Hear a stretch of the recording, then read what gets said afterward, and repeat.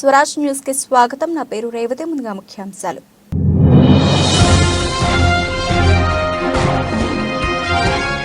New Hampshire లో Trump victory, Republican primary fight లో top show.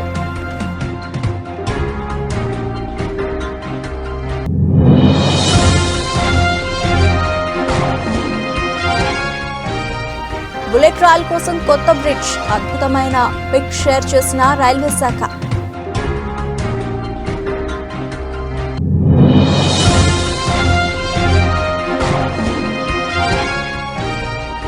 Mining లో AP super, జాతీయ అవార్డును ప్రదానం చేసిన కేంద్ర మంత్రి.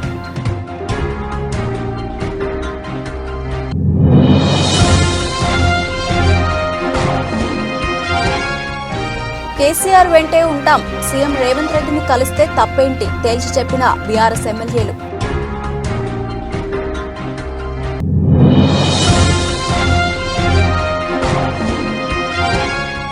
అయోధ్యకు పోటెత్తిన భక్తులు, రెండో రోజు బాలరాముడి దర్శనం కోసం బారులు తీరిన ప్రజలు.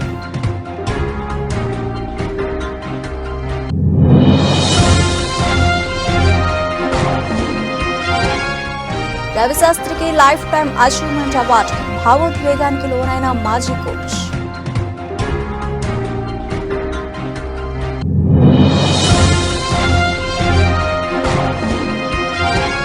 నేనేమైనా చట్ట వ్యతిరేక కార్యకలాపాలు చేశానా, నెటిజన్ పై ఫైర్ అయిన యాంకర్ రష్మి.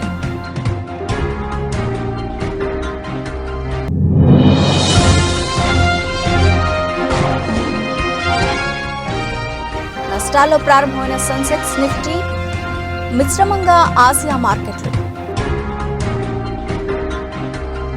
రైట్, డీటెయిల్స్ చూస్తే రిపబ్లికన్ పార్టీ తరఫున అధ్యక్ష అభ్యర్థిగా ఈసారి కూడా పోటీ పడేందుకు అమెరికా మాజీ దేశాధ్యక్షుడు డొనాల్డ్ ట్రంప్ ప్రయత్నిస్తున్న విషయం తెలిసిందే. అయితే పార్టీ అభ్యర్థిత్వం కోసం జరుగుతున్న ప్రైమరీ ఎన్నికల్లో ఇప్పటికే ఓ విక్టరీ కొట్టిన ట్రంప్ ఇవాళ మరో భారీ విజయాన్ని సొంతం చేసుకున్నారు. న్యూ హాంప్షైర్ ప్రైమరీలో ఆయన విజయకేతన ఎగురవేశారు. దీంతో దాదాపు ఆయనకు అధ్యక్ష అభ్యర్థిగా లైన్ క్లియర్ అయ్యే అవకాశాలు స్పష్టంగా కనిపిస్తున్నాయి. న్యూ హాంప్షైర్లో ట్రంప్కు 55% ఓట్లు పడ్డాయి. ఇక రెండవ స్థానంలో నిక్కీ హేలీ ఉంది. వారం క్రితం అయోవాలో జరిగిన ప్రైమరీలో కూడా ట్రంప్ నెగ్గిన విషయం తెలిసిందే.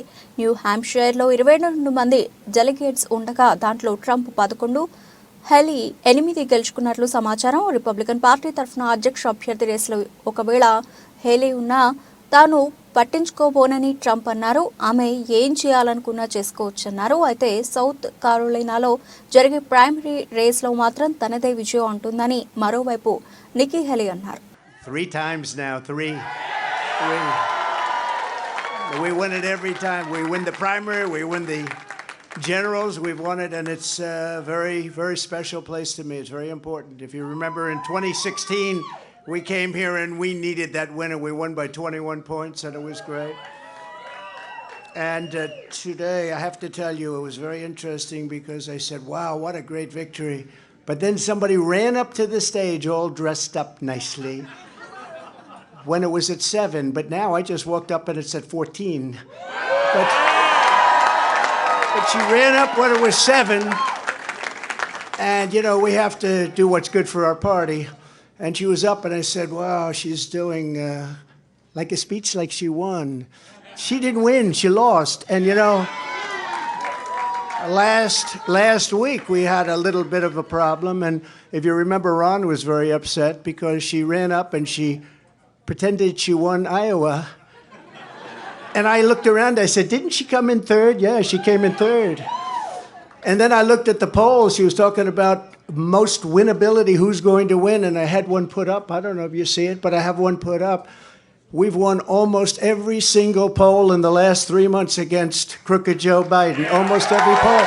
And she doesn't win those polls. And she doesn't win those. This is not your typical victory speech, but let's not have somebody take a victory when she had a very bad night.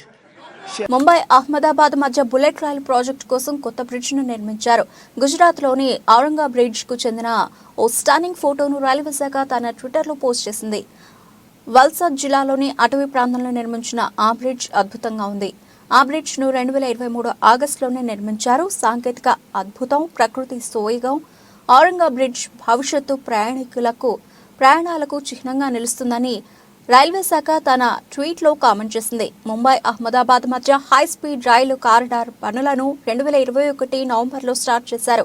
అయితే bullet rail track కోసం 6 నదులపై బ్రిడ్జ్లను నిర్మించారు. పార్ and ఔరంగా, పూర్ణ, మెందోలా, అంబికా, వేన్గనియా నదులపై బ్రిడ్జ్లను కట్టారు. Bullet రైలు రూట్లో మొత్తం 24 బ్రిడ్జ్లను నిర్మిస్తున్నారు. దాంట్లో 20 గుజరాత్లో ఉండగా మహారాష్ట్రలో మిగతా బ్రిడ్జ్లున్నాయి.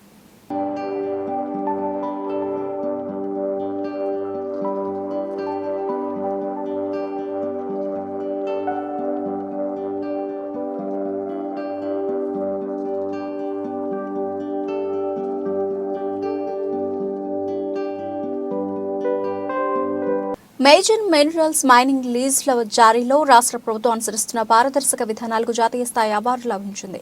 మధ్యప్రదేశ్ రాష్ట్రం భోపాల్లో జనవరి 23న జరిగిన స్టేట్ మైనింగ్ మినిస్టర్స్ కాన్ఫరెన్స్లో ఈ మేరకు కేంద్ర బొగ్గు గనుల శాఖ మంత్రి శ్రీ ప్రహ్లాద జోషి చేతుల మీదుగా రాష్ట్ర గనుల శాఖ సంచాలకులు విజయ్ వెంకటరెడ్డి ఈ అవార్డును అందుకున్నారు. కేంద్ర బొగ్గు మంత్రిత్వ శాఖ కార్యదర్శి కాంతారావు, అలాగే మధ్యప్రదేశ్ ముఖ్యమంత్రి డాక్టర్ మోహన్ యాదవ్ల సమక్షంలో అవార్డు ఆఫ్ అప్రిసియేషన్ ను డీఎంజీ విజయ్ వెంకటరెడ్డికి కేంద్ర మంత్రి ప్రహ్లాద జోషి ప్రదానం చేశారు. ఈ సందర్భంగా ఆంధ్రప్రదేశ్ ప్రభుత్వం ముఖ్యమంత్రి వైఎస్ జగన్మోహన్ రెడ్డి, గనుల శాఖ మంత్రి పెద్దిరెడ్డి రామచంద్రారెడ్డిల ఆధ్వర్యంలో తీసుకున్న పలు సంస్కరణలు కేంద్ర మంత్రి అభినందించారు. మైనింగ్ రంగంలో ఆంధ్రప్రదేశ్ రాష్ట్రం అత్యంత పారదర్శకంగా అవలంబిస్తూ ఉన్న విధానాల వల్ల అనతి కాలంలోనే జాతీయ స్థాయిలో 3వ స్థానంలో నిలవడం ప్రశంసనీయమని కొనియాడారు. గత ఆర్థిక సంవత్సరంలో 11 మేజర్ మినరల్స్ బ్లాకులను విజయవంతంగా యాక్షన్ ప్రక్రియను పూర్తి చేసి మైనింగ్ ఆపరేషన్స్ ను ప్రారంభించడం శుభపరిణామమని అన్నారు. ఇదే విధంగా మైనింగ్ రంగాన్ని మరింత ముందుకు తీసుకువెళ్లాలని ఆకాంక్షించారు.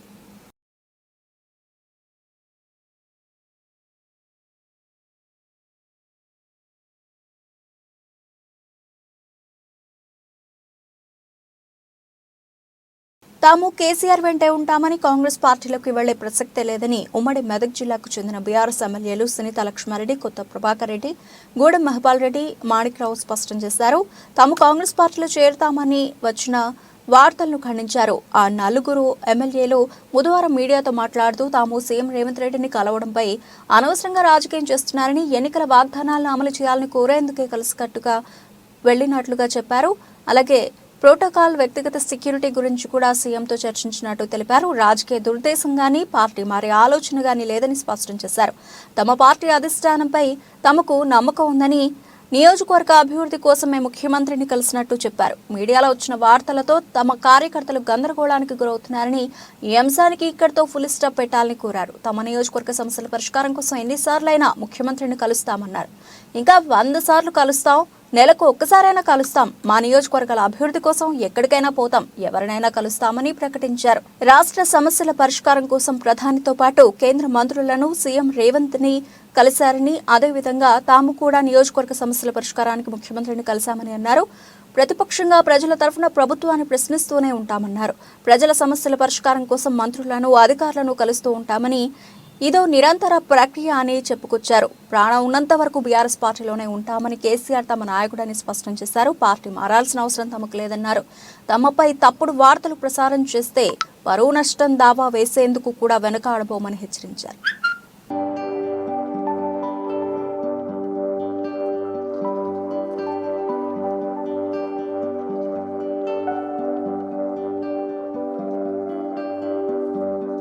అయోధ్య రామ మందిరానికి భక్తులు పోటెత్తారు.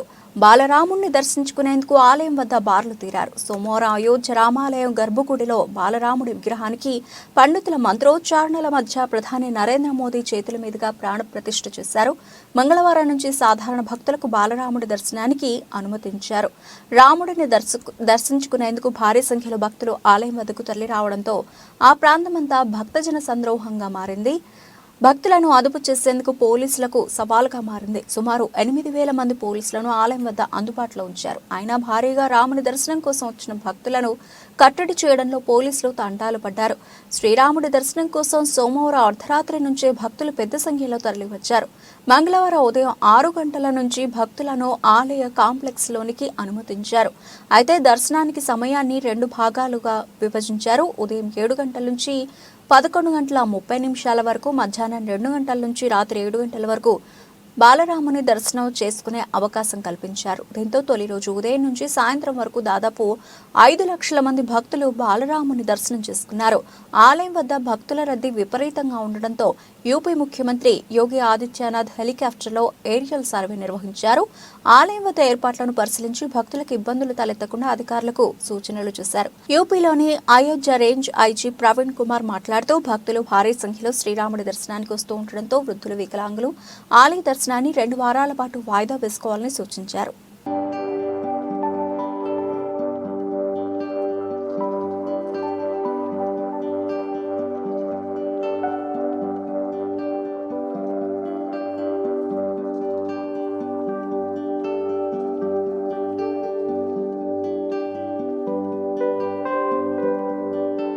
భారత క్రికెట్ కంట్రోల్ బోర్డు అవార్డుల కార్యక్రమం మంగళవారం హైదరాబాద్ లో ఘనంగా జరిగింది. దాదాపు 4 ఏళ్ల తర్వాత బీసీసీఐ వార్షిక అవార్డుల కార్యక్రమాన్ని నిర్వహించింది.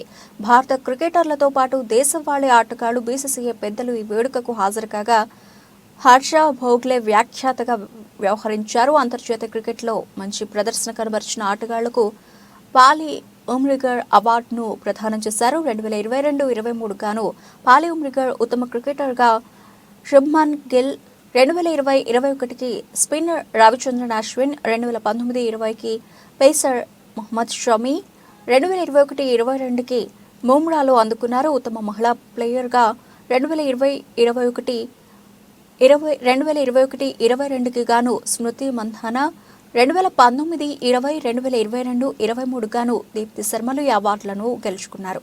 కాగా భారత స్పిన్నర్ రవిచంద్రన్ అశ్విన్ ఈ అవార్డును గెలుచుకోవడం ఇది రెండోసారి.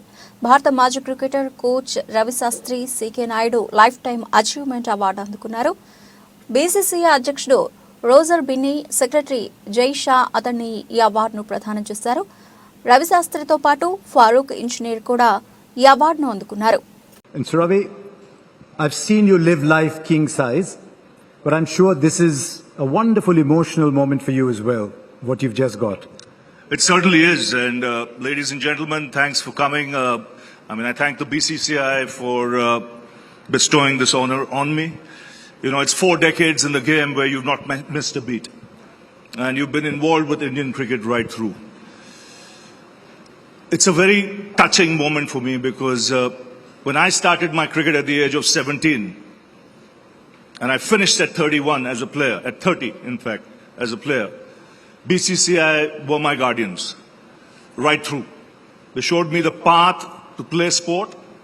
You know, at a time where the bucks weren't big in the game, like Farouk mentioned, but there was pride in playing for your country. I saw the BCCI grow up in these 40 years of mine, you know, to become a powerhouse in world cricket. And because of that, you can see generations after generations of players benefiting. So for me, this is a very special evening, especially with the women's team, the men's cricket team there. You've got the coaching staff from England. And there are people here who have been with me right through those 40 years, either as administrators, either as players, either as broadcasters, either as production people around the ground, you know, who are there when we play the game or watch the game or commentate on the game. So Tollywood నటి రష్మి గౌతమ్ గురించి పెద్దగా పరిచయం అక్కర్లేదు. Jabardasth show ద్వారా anchor గా బుల్లితెరకు పరిచయమై ప్రేక్షకుల్లో భారీ craze సంపాదించుకున్నారు. అంతకుముందు సినిమాలో నటించిన ఈ భామకు పెద్దగా గుర్తింపు రాలేదు. ఈ షో ద్వారా వచ్చిన క్రేజ్ తో బిగ్ స్క్రీన్ పై అప్పుడప్పుడు మెరుస్తోంది. మరోవైపు సోషల్ మీడియాలో లేటెస్ట్ ఫోటో షూట్స్ తో అభిమానులను అలరిస్తూ ఉంటోంది. ఇదిలా ఉంటే రష్మి తాజాగా ఓ నెటిజన్ పై ఆగ్రహం వ్యక్తం చేసింది.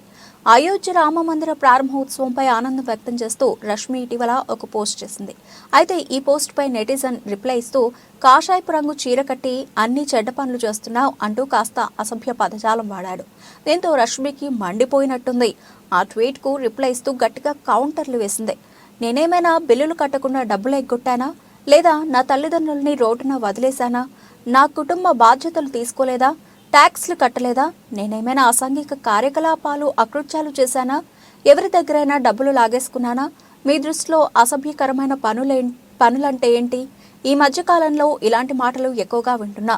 పదే పదే ఈ పదంతో నన్ను టార్గెట్ చేస్తున్నారు.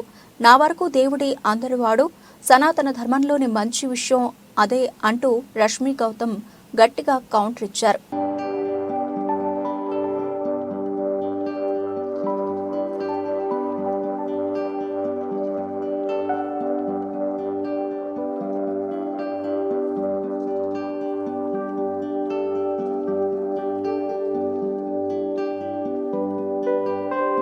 దేశీయ స్టాక్ మార్కెట్లు నిన్నటి నష్టాలు కొనసాగిస్తున్నాయి. నిన్న మార్కెట్లు ముగిసే సమయానికి పెట్టుబడిదారుల సంపద దాదాపు 8 లక్షల కోట్ల రూపాయల మేర ఆవిరి కాగా నేడు సైతం మార్కెట్లో బేజారును ప్రదర్శిస్తున్నాయి. ఉదయం 9:16 సమయంలో బెంచ్ మార్క్ సూచీ సెన్సెక్స్ 186 పాయింట్ల నష్టంలో కొనసాగుతూ ఉండగా మరో కీలక సూచీ నిఫ్టీ 39 పాయింట్లు కోల్పోయింది. ఇదే క్రమంలో నిఫ్టీ బ్యాంక్ సూచీ 276 పాయింట్లు, నిఫ్టీ మిడ్ క్యాప్ సూచీ మాత్రం స్వల్పంగా 2 పాయింట్ల మేర లాభంతో ఇంట్రాడేలో కొనసాగుతున్నాయి. వాస్తవానికి అమెరికా మార్కెట్లు లాభాలతో ముగియగా ఆసియా మార్కెట్లు మాత్రం మిశ్రమంగా ఉండడంతో దేశీయ మార్కెట్లను ప్రభావితం చేస్తోంది.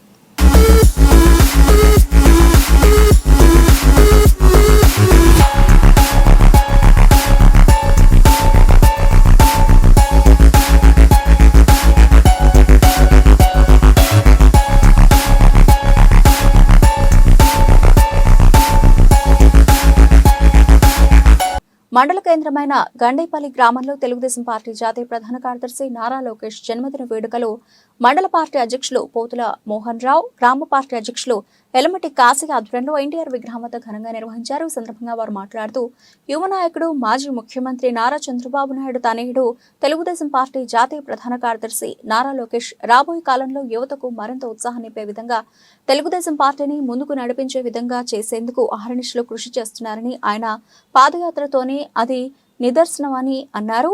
ముందుగా కేక్ కట్ చేసి పుట్టినరోజు వేడుకలు జరుపుకున్న అనంతరం స్వీట్లు పంపిణీ చేశారు.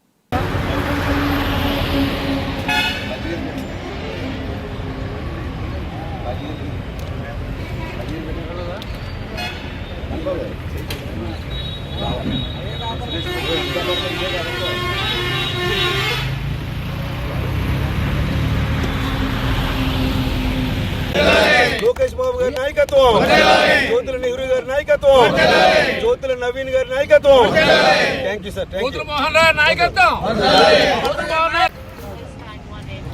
ఆంధ్రప్రదేశ్ ఆశా జ్యోతి యువ కెరటం మాజీ ముఖ్యమంత్రి ఎన్టీ రామారావు గారి మనవడు, మాజీ ముఖ్యమంత్రి చంద్రబాబు నాయుడు గారు తనయుడు,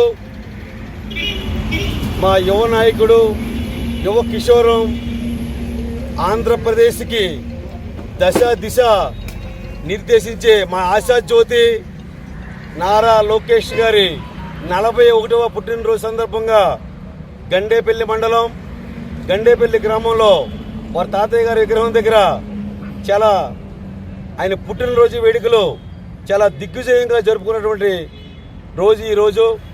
1983 జనవరి 23న మా లోకేష్ బాబు జన్మించాడు. చంద్రబాబు నాయుడు గారికి, భువనేశ్వరి గారికి మరి 3200 కిలోమీటర్లు ఈ వైఎస్ఆర్ ప్రభుత్వం వచ్చి 4 సంవత్సరాలు అయ్యింది.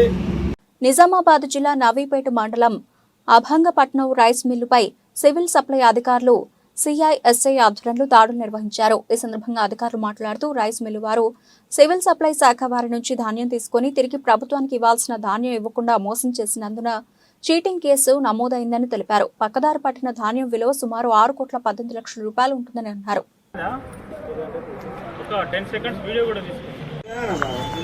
Civil supply DT Abdul Rehman యొక్క ఫిర్యాదు మేరకు ఈరోజు ఈ అభంగపట్నంలో యూనుస్ ట్రేడర్స్ పేరు మీద యూనుస్ అనే రైస్ మిల్ పనిచేస్తున్నారు. ఇతను సివిల్ సప్లై శాఖ వారి దగ్గర నుంచి ధాన్యం తీసుకొని తిరిగి ప్రభుత్వానికి ఇవ్వాల్సిన బియ్యాన్ని ఇవ్వకుండా మోసం చేసిన దానికి సంబంధించి చీటింగ్ కేసు నమోదైంది. దీనికి సంబంధించి సివిల్ సప్లై అధికారులు, డిఎం గారు మరియు వాళ్ళ సిబ్బంది కూడా ఇక్కడికి రావడం జరిగింది. దీంట్లో మిస్అప్రాపరేషన్ అయినటువంటి స్టాక్ యొక్క విలువ సుమారు 6 కోట్ల 18 లక్షలు ఉంటుంది. అదే వడ్లలో చెప్తే 26,000 క్వింటాల చిల్లర ఉంటుంది. దీనికి సంబంధించి 3 సీజన్లలో 2021, 22 ఖరీఫ్ రబీ మరి 22, 23 ఖరీఫ్ సంబంధించిన ధాన్యం ఇది. ఇదంతా తీసుకొని తిరిగి సివిల్ సప్లై శాఖ వారికి ఇవ్వాల్సిన బియ్యాన్ని ఇవ్వకుండా మోసం చేసిన పైన కేసు నమోదు చేసి దర్యాప్తు చేయడం జరుగుతుంది.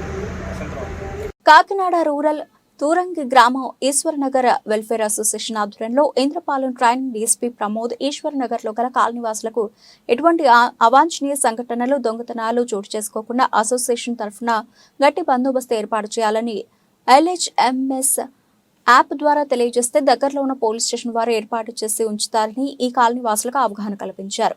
దుర్గారావు గారిది మీ అందరికి తెలుసో లేదో ఇంకోటి కూడా జరిగింది. సేమ్ రోజు జరిగిందని మేము ఎక్స్పెక్ట్ చేస్తున్నాం. ఆ రోజు వెంటనే మేము రియాక్ట్ అవ్వడం జరిగింది. వెంటనే మేము మా క్లూస్ టీమ్ని పిలిచాము, ఫింగర్ ప్రింట్స్ని కూడా తీసుకున్నాము. అక్కడ వేరే దగ్గర జరిగిన దగ్గర కూడా ఫింగర్ ప్రింట్స్ తీసేసి ఈ రెండు ఒకటే చేశాడని మా అనుమానం జరుగుతుంది. సో మా ఇన్వెస్టిగేషన్కి కొన్ని చెప్పాలనే ఈ మీటింగ్ మనం కండక్ట్ చేయడం జరుగుతుంది. సో ద ఫస్ట్ థింగ్ ఇక్కడ మేము అబ్జర్వ్ చేసింది, ఇప్పుడు అప్పల స్వామి గారి ఇంట్లో కానీ లేకపోతే వేరే వాళ్ళ ఇంట్లో కానీ ఎక్కడ దొంగతనాలు జరిగినాయి అంటే, మీరు వేరే ఊరికి వెళ్ళినప్పుడు కానీ గేటుకి పనులకు కూడా చెప్పండి, మార్నింగ్ ఈవినింగ్ వచ్చేసి అక్కడ క్లీన్ చేసి వెళ్ళమని. అప్పుడు మార్నింగ్ ఈవినింగ్ పనులు వచ్చి తిరుగుతూ ఉంటే ఆ చూసిన వాడికి దొంగకి వాడికి ఏమనిపిస్తుంది, ఇంట్లో ఉన్నారు ఎవరు లేని ఇల్లు అయితే కాదు అని అయితే అనుకుంటాడు కదా. సో ఒక రకంగా వీళ్ళ ఇంటి దగ్గర జరిగినప్పుడు నేను కొంతమందికి చెప్పాను, అందరు ఉన్నారో లేదో తెలియదు, ఇప్పుడు మళ్ళీ చెప్పదలుచుకుంటున్నాను. లాక్డ్ హౌస్ మానిటరింగ్ సిస్టమ్ అనే ఒక యాప్ ఉంటుంది. ఇది పోలీస్ ప్రజలకు ఇచ్చే సర్వీస్ యాప్ అన్నమాట. నిజామాబాద్ జిల్లా సాలూరు మండల కేంద్రంలోని ఆలయ సాయన్న హెచ్పీ పెట్రోల్ బంక్ లో జిల్లా తూనికల కొలతల శాఖ అధికారులు తనిఖీలు నిర్వహించారు. పెట్రోల్ డీజిల్ ను 5 లీటర్ల పాత్రలో కొలతలు చేసి పరిశీలించారు. అనంతరం వినియోగదారులకు పలు సూచనలు చేశారు. పెట్రోల్ బంకులపై అనుమానాలు ఉంటే వారికి ఫిర్యాదు చేయాలన్నారు. పెట్రోల్ డీజిల్ పోసుకునే సమయంలో గమనించాల్సిన అంశాలను వినియోగదారులకు తెలిపారు.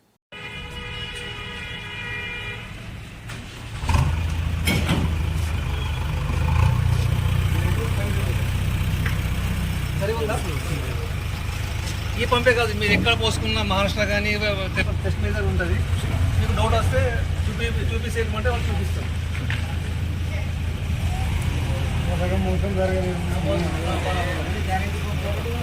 కంచికచర్ల మండలం పేరకలపాడు గ్రామంలో హర్ ఘర్ తిరంగా కార్యక్రమం 15/8/2022న నిర్వహించారు. పేరకలపాడు గ్రామ సర్పంచ్ మన్నె సాత్విక తన సొంత డబ్బులు 111,550 రూపాయలు ఖర్చు చేశారు. కంచికచర్ల మండల పరిషత్ కార్యాలయంలో పేరుకలపాడు సర్పంచ్ మన్నె సాత్విక మీడియాతో మాట్లాడుతూ కంచికచర్ల మండల పరిషత్ అభివృద్ధి అధికారిని శిల్ప దొంగ బిల్లులు పెట్టి డబ్బులు తీసుకున్నారని తెలిపిన సర్పంచ్ సాత్విక, తాము ఎన్నోసార్లు ఎంపీడీఓను తమ ఖర్చు పెట్టిన డబ్బుల గురించి అడిగినా ఇంకా డబ్బులు పడలేదని సమాధానం చెప్పారు.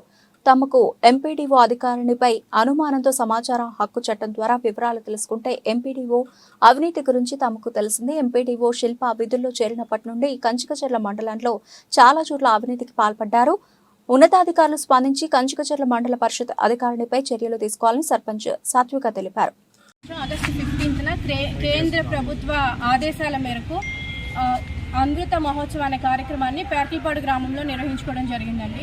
ఈ కార్యక్రమానికి సక్సెస్ చేయండి అని చెప్పి మండలం నుంచి నాకు ఈఓపీఆర్డి శ్రీనివాస్ గారు కావచ్చు, ఎంపీడీఓ గారు కావచ్చు, నా దగ్గరకు వచ్చి ఈ ప్రోగ్రామ్ని సక్సెస్ చేయండి, అమౌంట్ దానికి ఏదైతే ఖర్చు పెడతామో దాన్ని మనం మండలం నుంచి ఇప్పిద్దామని చెప్పి నాకు హామీ ఇచ్చారు వాళ్ళు. దాన్ని అలానే ప్రోగ్రామ్ని సక్సెస్ చేయడం జరిగింది. 1,11,550 రూపాయలు మేము మా సొంత డబ్బులు ఖర్చు చేయడం జరిగింది.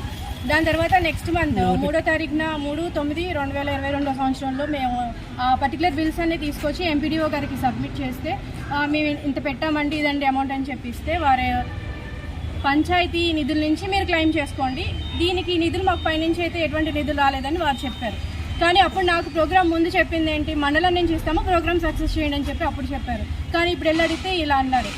దీనిని ఎన్నిసార్లు అడిగినా వాళ్ళు ఇదే ఆన్సర్ చెప్తాంటే దీన్ని కలెక్టర్ గారి దృష్టికి నేను తీసుకెళ్ళాను. డిఫరెంట్ టైమ్స్లో వెళ్ళి నేను అర్జీలు ఇచ్చుకోవడం జరిగింది. వారు నాకు మండలం నుంచి వీళ్ళకి డబ్బులు కేటాయించండి అని చెప్పి అనౌన్స్మెంట్ ఇవ్వడం జరిగింది. కలెక్టర్ గారు మండలానికి ఇచ్చారు. అయినా కానీ కలెక్టర్ గారి ఆదేశాలను కూడా వీళ్ళు ధిక్కరించి నాకు ఎటువంటి అమౌంట్ అనేది ఇవ్వలేదు. ఇవన్నీ ఇలా జరుగుతుంటే నాకు ఎందుకు అనుమానం వచ్చి నేను సమాచార హక్కు చట్టం కింద. బులెటిన్ ముగించే ముందు హెడ్లైన్స్ మరోసారి.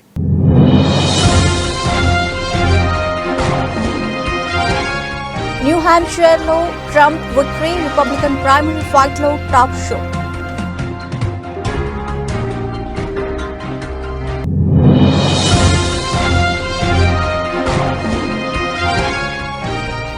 బుల్లెట్ రైల్ కోసం కొత్త బ్రిడ్జ్, అద్భుతమైన పిక్ షేర్ చేసిన రైల్వే శాఖ.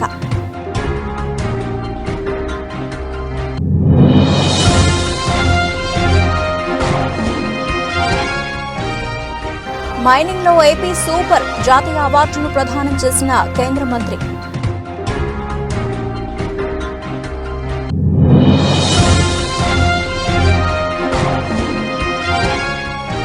కేసీఆర్ వెంటే ఉంటాం, సీఎం రేవంత్ రెడ్డిని కలిస్తే తప్పేంటి తేల్చి చెప్పిన బీఆర్ఎస్ ఎమ్మెల్యేలు.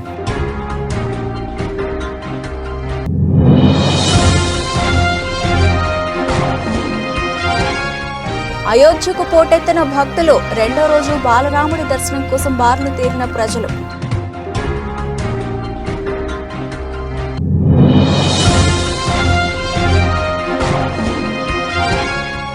రవిశాస్త్రికి లైఫ్ టైం అచీవ్మెంట్ అవార్డు, భావోద్వేగానికి లోనైన మాజీ కోచ్.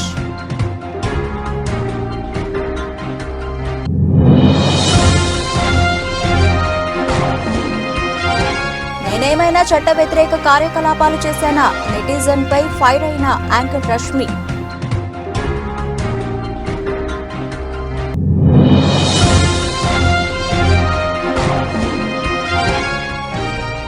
నష్టాల్లో ప్రారంభమైన సెన్సెక్స్, నిఫ్టీ మిశ్రమంగా ఆసియా మార్కెట్లు.